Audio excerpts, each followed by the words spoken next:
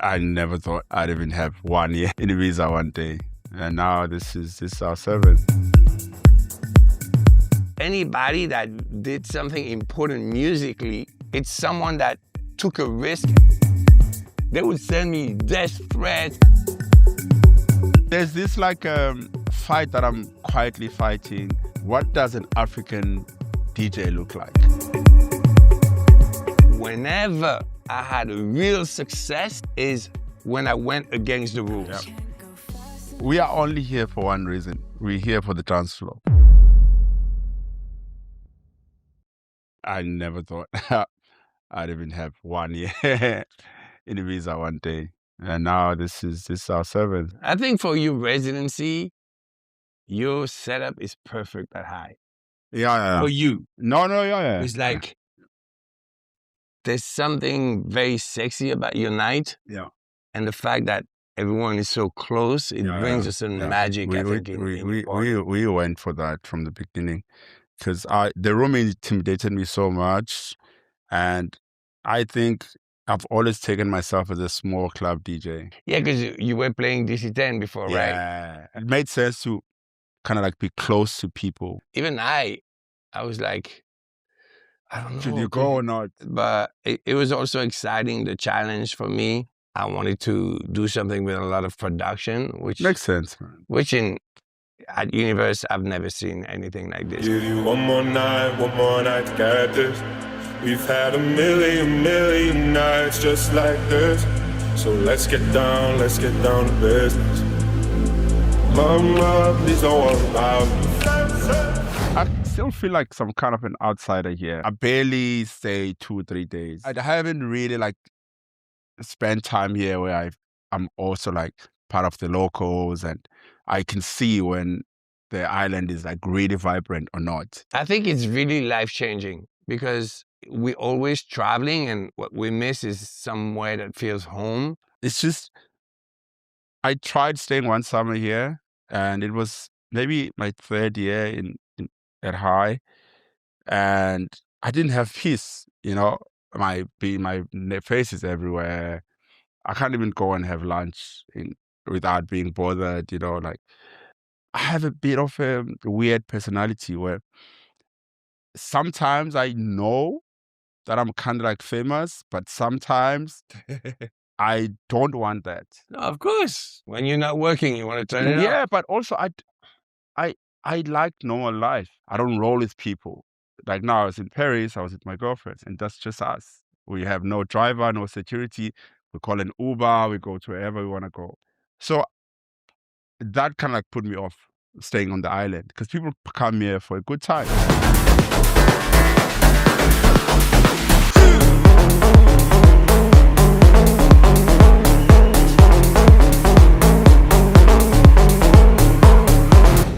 We are only here for one reason. We're here for the dance floor.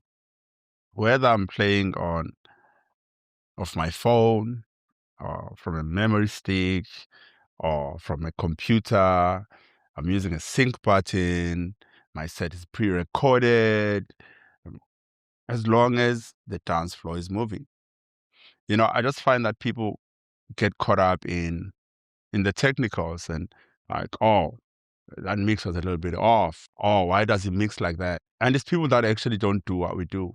For instance, I've done shows in my career that were life-changing. The first one I did in 2012 in my country in the stadium with a 24-piece orchestra. We had to pre-record the set, something I'd never done before. But because the production was so big, it involved a lot of singers coming in and out of stage, and it involved an orchestra who needs to play on time with the click, But the crowd will never say, oh, we knew it was a pre-recorded set. The crowd will tell you the show was amazing. And I'm just saying, as artists, we shouldn't be ashamed of whether we have to. And I did Madison Square Garden, 3-hour set. Because of the same dynamics at an orchestra, I had a full-on lighting production. I had to pre-record the set. I think it's also the difference between, let's say, being a DJ and being an entertainer. And when you get to a certain level, sometimes you become more an entertainer than a DJ. So if you I come, say it doesn't matter. yeah.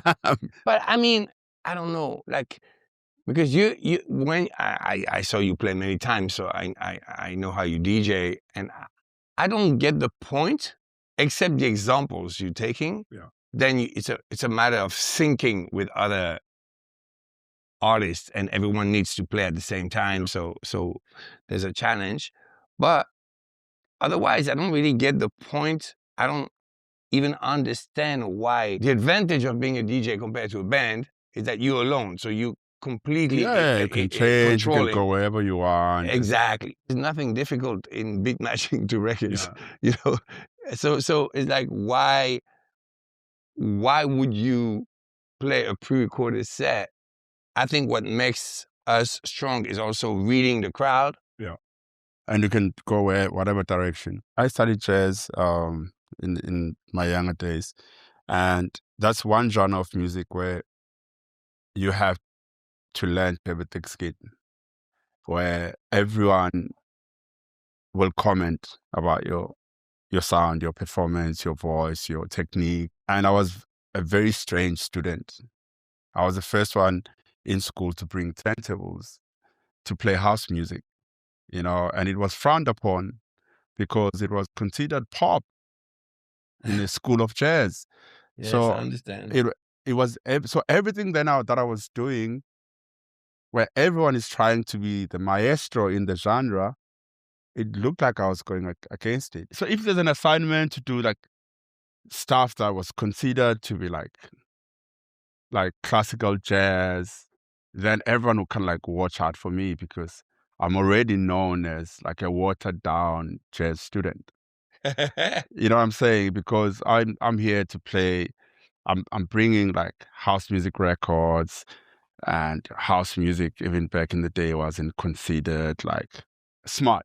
Like jazz artists play a certain way and it sounds a certain way, and of course. and house music records were, and especially back in the day, everyone was starting out, so they were just like comping piano chords, like.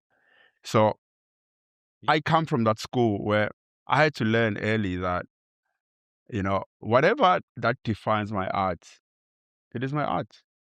So I will come as I am, and I will excel in my career and in my craft, but I have no rules. If I'm doing a big show with an orchestra, I will pre-record the show. But what I do live, I do live. What you see is happening. The effects that I'm going to put in the show, you know, if I drop a kick, even if it's for like 64 bars and there's quiet, I'm doing that live, but the show has to happen that way. I see the you know, like on Instagram or like, oh, we caught this DJ using the sync button. Yeah, I know. I saw that. It's so ridiculous because if you have a technology, what's the problem with using it? I never felt, I mean, especially, you know, we started, and years the same, we started playing vinyls and funk, and the beat was not steady. Yeah, it was so always we needed to move constantly. That was a different way of mixing. So that was like challenging. But today, all the tempos, they're straight. So I mean, it's nothing difficult. Everything, even the BPM is numbers. You can, as long as you match the numbers. Exactly, and you see the number too. Yeah, you can just, even without headphones. You and also, I don't know if you know that trick of 0.8 per BPM. You know that trick? Yeah. So you don't. That's what I do. You don't even need the sync button because you need to know that every time you want to do one more BPM, it's 0.8. So 0.8. 160, 240, 320, 480. What I see, is it a good show or is it not a good show? That's what I was talking about. Yeah, it's what you said. Like, are people having a good time? Is it special? Is it unique? We all serving the same purpose. And I think it's also interesting that we're meeting today because we're serving the same purpose. Yeah. But in such different ways. Yeah. I can't go fast enough to break free from the bond of your love, and I ain't been strong enough to let go and let God. The first time we released a song together, You know, my house community was like, whoa, you know, the same way I was made to feel when I was a jazz student. You know, why would you do a song with him? You know, like his music is different from yours. And my conversation has always been the same. We are making music for the people. It does not matter who the artist is, where the song comes from. And also, if the song is good, That's it's it. good. The song is good. You know, And that so, song is so good, the one we made no, together. man, I mean, It was it's amazing. it's the That biggest, session was it's the special. biggest song of my career. People will always come and have opinions, and people who complain about people carrying phones in the club are people that are complaining on Instagram. You know what I'm They're saying? not in the parties. They you said. go to Instagram to watch the videos that were taken by the same phone. Oh my God, I never thought of that. It's so funny. It's true what you're saying. And then they will It comment doesn't on the make video. sense. They go there Yeah, because it's true. Instagram is all the phones are recording. So I'm saying, is it a good thing or a bad thing? When you walk into a club on your night, people can record and be like, yeah, Yeah, you know. moments. And then, but please now you can put your phones away. Yeah, And just, I you know what I'm saying? Just you have know, fun. I do it like in a way that already from the beginning, I give them that phone moment. Yeah. So the opening, I start with my 2 biggest records.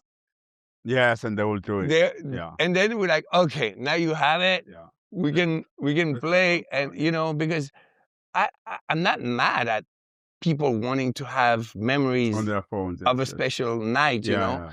But it's true that if people become completely static and only film, then it's not a Then vibe. they miss it. You know, that- But who's missing the vibe? Is it you or them? That's a good point. Who is? Because That's they are in the vibe, they are recording, they are really like. That's And what happens on, especially with my sets, and people will put the phones away, and the party's happening. Every time I play a song they recognize, then the phones come out. Exactly. And then what happens with that is then every video of me you see on the internet is the same song. Then the comments start coming. Yeah. Oh, you're always playing. Because they don't record the songs they don't True. know. No one records the songs And they don't like, know. it's funny because, you know, at Universe, I play 3.5 hours, sometimes 4 hours. A lot of people speak about my music saying, oh, it's commercial, because of course they hear, you know, I'm good. And I say, but no one comments on the record we made, because it's the same problem a little bit. It's like what you hear from me, of course, is the hit. Yeah. It's the biggest hit. Yeah. So, and they will record that. so then people they're gonna record it on the phone. Also, they're gonna hear it on the radio, and this is how they know me. Yeah. But if you come to my night at Universe, you know I play lots of different things. You're gonna experience the whole experience. Exactly.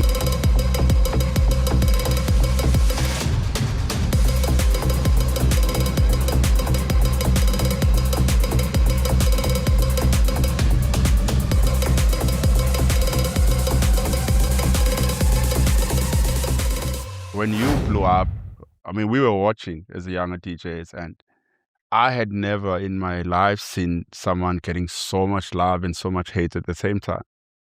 You know, being a smaller DJ watching, and I was like, I wonder how he deals with this thing. It's just about success. Yeah, that people hate that. It's good for your mental health and to not understand. to let it grow on you, because it's hard. Yeah. And I'm sure that even for you, even if you stayed more underground, but you crossed over as a DJ, and it comes. And I'm sure you get it too. No, I mean, compared to when you were only at this thing. You see what I mean? Yeah, it used to affect me. You know, I'm quite sensitive, and I feel for people. Therefore, I would feel like you talking to me direct. Whatever you're saying, I'm like, ooh, maybe they're right. You know. And it took me a lot of time. I had to work on just blocking the noise and do my thing.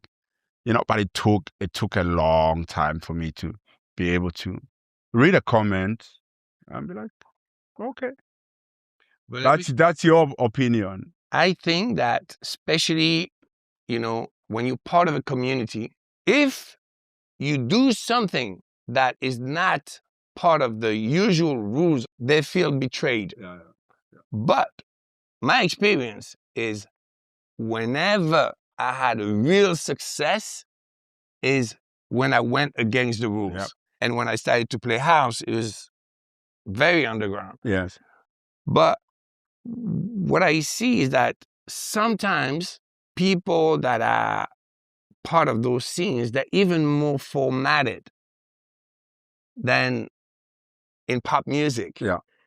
And I remember at first when I decided to make dance music, it's because I refused the format of dance music. Yeah. I was like, oh my God, it's always the same formula. Yes, like, yes. you know, I want to feel something. I want to, you know, push the be adventurous, be not follow all those musical rules. Yes.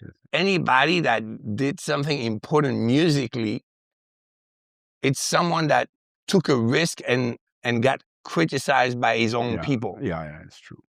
You had the biggest cultural impact in dance music, I think, in the world in the last years. And, you know, like Afro House became what it is, the most popular music in the world. Yeah. Like, and that's, you brought that.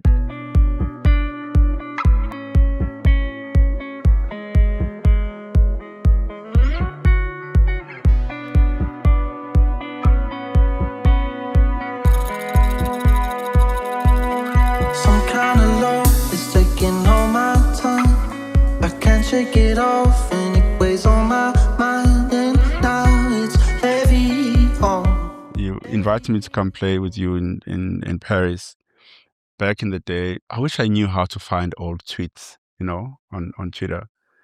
You posted like, who wants to open for me? I think maybe it was Munich or, you know, and I responded to the tweet. Amazing. You know, and I was like, me, you know. And my house music friends were like, how dare you? Like, since, like I said, my student days, I've always like refused to stay in the mold, you know, and do what everyone else is doing. You know, I understood my assignment in just like being forward thinking and taking all the risks. And so I was like, I would like to play with you. And then the invitation came. You know, I've done the whole journey, and I'm still friends today with people, you know, like Louis Vega or David Morales, or those people, you know, I used to book them and we used to play together. In the 90s, I'm talking. Yes.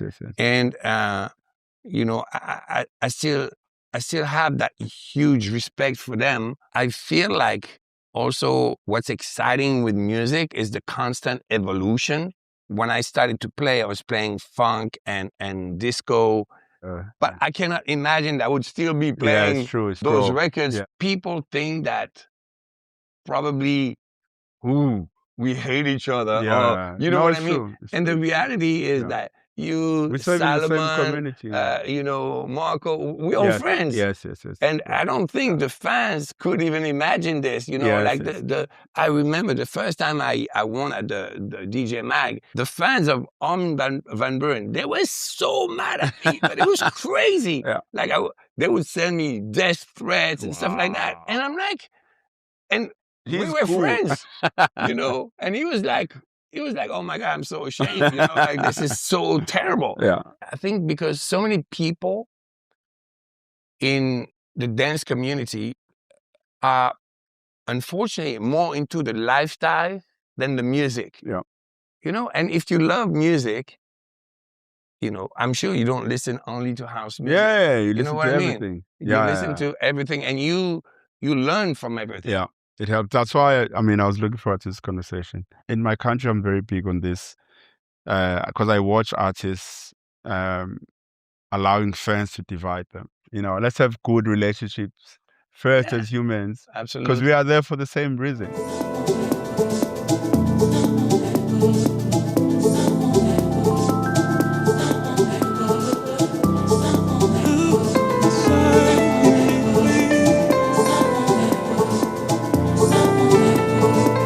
I won a BET award first. The category, I think it had to do with Best African, the category. And I don't like those things. If you are nominated at the BETs, they're not going to create a subgenre for French people, Yes, I see what you mean.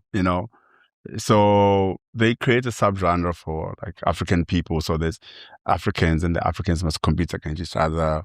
And then they're not going to say the English must also compete. And then the English must go to the BETs, and then we see which best English act. Yeah. But for Africa, they do. And the big awards were on Saturday, right? Super excited. On the week of the awards, we were told, the African categories are on Friday. Okay. I'm excited, Saturday's a big awards. I'm like, oh, maybe I'm going to see my favorite artist. Maybe I want to sit next to my favorite artist, like be in the space, as an artist as well. No, ours was on Friday. We went and I saw all my African Friends. fellow artists. We were all sitting in an empty room basically, and and then we were given our awards, and then we were not invited on the main Wow. event on Saturday. But if you were watching the show from Africa, Yeah, you don't know. no, they edit it. Yeah, of course. Yeah, it looks like we were there, and we got our awards too. I see. So I've always been vocal about that. Since then, I won the award, and since then I said it, and I'm like, if I'm nominated for a big award like that, it needs to be because I am nominated with my peers. It's not a favor. It's not because I'm from Africa. It's because I deserve to be on that category with my peers. So when I started working on my album, the one that was nominated and won a Grammy, I was very intentional. It was more of like an experimental thing where I was like, I need to create music that is not going to be categorized as world music or as African music. So I was very specific about production. I was very specific about language. No song with like a vernac language, like any African language. All the songs were sung in English. I had great features. You were part of the features. I had Pharrell. I was nominated with my house music heroes. So when I won that award, it was a big cultural move, for us, even though many may not get it, No, I totally understand. it was a big fight for me to get out of that. Why do we always get to be minimized to a continent? Now the awards I think they're still coming. And there's a genre I'm nominated for Best Afro House DJ. And I told my team, I'm like, take me out. And then there's a category for Best International DJ. Yeah, you want to be there. That's what I'm saying. Of course. I'm like, my entire tour this year, I told you now, I just came from Brussels. I'm going to Uzbekistan next week. Yeah. Like from anywhere, everyone goes. Yeah. Why would you be limited in You know what I'm saying? Afro? So there's this like fight that I'm quietly fighting. Even starting out as a DJ from South Africa, I had to kill a lot of like misconceptions about what does an African DJ look like coming to Europe. On my journey, just growing, and as a DJ playing at the June in Paris, like coming up, and the flyer comes, and I'm like, no, because the flyer has the African mask and the drums, and it's a DJ from Africa, and I mean, maybe it is artistic, but I'm like, I'm not here. If I'm gonna be on the lineup, when you with Louis Vega, for instance, you're not putting Louis Vega's Latino. Yeah. You Yeah. put his name because he's worked Yeah. so hard for it. Yeah. And so my fight from the beginning has always been different on how to make an impact without being undermined or being overlooked. But I don't think it comes from a bad place, which is also interesting because we feel like this. And like I said, for me, it was always that frustration also for dance music. But I think when they do this is because they want to give what they see as a minority a voice, which is better than nothing. But the thing is that we feel that we are bigger than that. I guess I'm tired of better than nothing. Yeah, exactly. Like, exactly. I come from a continent of better than nothing, and I come from a country of better than nothing. I grew up with that. Like, even as a kid, like, half a loaf is better than no bread. Like, Yeah. I'm tired of that line, you know, and I feel like I've put enough work as the next person, Of course. you know. So when it comes to the awards, I've never been like one who's like very vocal, and I don't want to ramble, you know, any further. But at the same time, I will remove my name in a very diplomatic way, where I'm like, I'd rather not be here, you know. Let's see next time, because I refuse now to be pigeonholed into anything. Like, that's why I started my story from school. Yeah, So I understand. I've never been one to be pigeonholed into anything. So I'll drive 10,000 miles till the dead of night, till I run out of love for you, baby. We must talk about working again. We've been talking about that. Yeah, we should work. Yeah. We should do it one more time Yeah. because that record we made together. No, I know. It's so special. I So know. we should- we should I'm at a definitely do place it where I want to again. do. I feel I'm ready to work on my. I don't know if Titanium was your single or an album, but I'm ready for my Titanium moment. Oh wow! You know, like my Thriller album. That's what I want to do.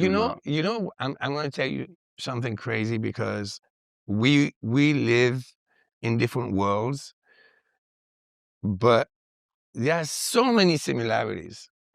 You know, when you speak about Thriller, it's always been Your reference. My Yeah. reference. Always. Every time I make an album, Yeah. I'm thinking like no fillers, feelers. You know, Yeah, like, Thriller, it was like everything was a single. Yeah. There is more in common between any artist that people can imagine. Yeah.